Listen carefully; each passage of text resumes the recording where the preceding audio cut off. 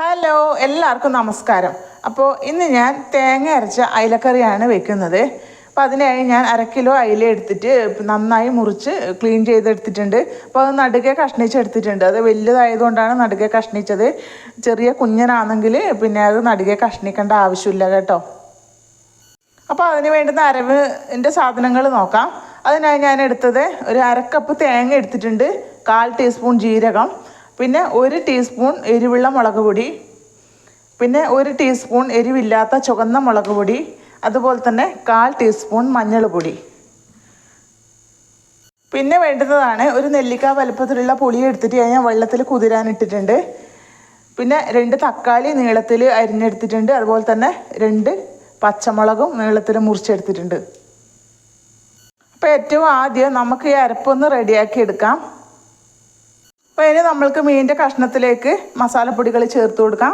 പിന്നെ 1 ടീസ്പൂൺ എരിവുള്ള മുളക് പൊടി, 1 ടീസ്പൂൺ ചുവന്ന മുളക് പൊടി, 1/4 ടീസ്പൂൺ മഞ്ഞൾപ്പൊടി,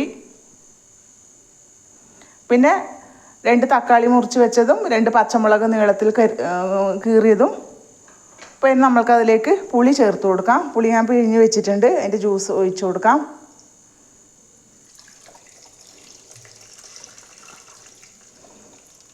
പിന്നെ തേങ്ങ അരച്ചതും ചേർത്ത് കൊടുക്കാം.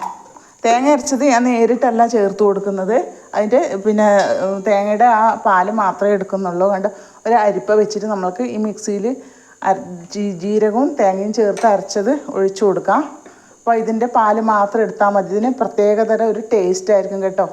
അപ്പോൾ ഇതെല്ലാം ഞാൻ ഇതിലേക്കൊന്ന് ആക്കിയിട്ട് വരാം. അപ്പോൾ ആ തേങ്ങ അരച്ച എടുത്തത് ഒരു അരിപ്പയിലേക്ക് മാറ്റിയിട്ട് ഞാൻ അതിൻ്റെ ജ്യൂസ് മാത്രമാണ് എടുത്തത്. അതിൻ്റെ പാല് മാത്രമാണ് എടുത്തത്.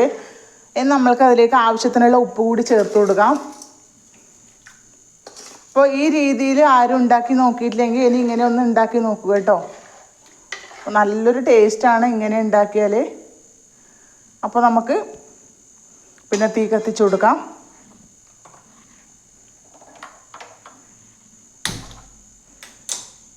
അപ്പോൾ നമുക്ക് ഇത് ഏറ്റവും ആദ്യം നന്നായി ഒന്ന് തിളപ്പിച്ചെടുക്കാം.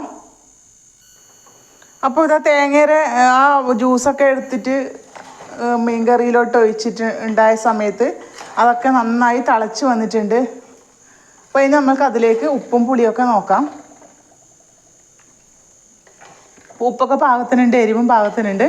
അപ്പോൾ ഇനി നമ്മൾക്കിത് കുറഞ്ഞ ഫ്ലെയിമിലോട്ട് മാറ്റി കൊടുക്കാം. അപ്പോൾ ചാറൊക്കെ കുറുകി കഷ്ണങ്ങളൊക്കെ നന്നായി വെന്തിട്ടുണ്ട്. നല്ല കുറുകിയ ചാറാണ് ഇത്, കണ്ടില്ലേ?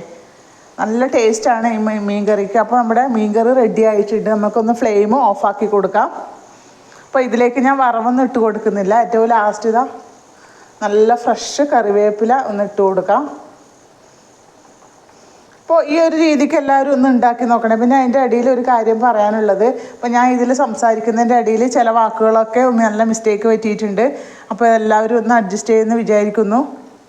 അപ്പോൾ ഇങ്ങനെ ഈ രീതിക്കൊന്ന് ഉണ്ടാക്കി നോക്കിയിട്ട് എല്ലാവരും ഒന്ന് ഫീഡ്ബാക്ക് അറിയിക്കാൻ മറക്കരുത്. അപ്പോൾ അടുത്ത വീഡിയോയിൽ വരുന്നത് വരെ എല്ലാവർക്കും ബൈ.